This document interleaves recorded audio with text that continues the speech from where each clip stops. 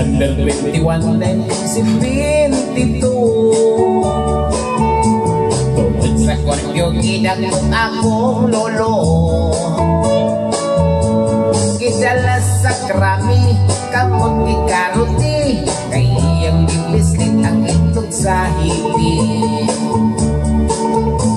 Naluoy ko ni Lolo Puerting lisangan,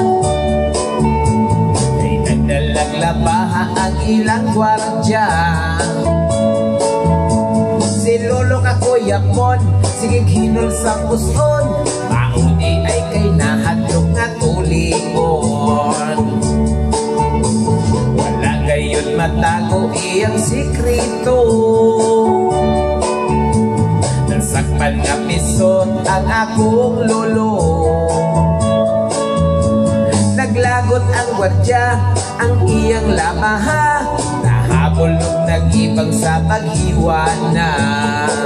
Wa pa maayo ang iyang tuli, dihang si Lolo gipapauli. O tungod sa kainit sa adlaw, di ka matiskin ni umisinaw.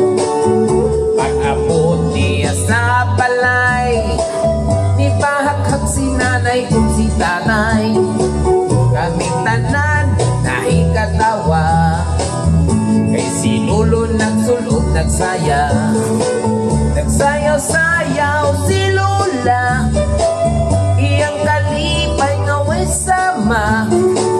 Arang-arang matod pa niya, tuli na yun ang akong bana.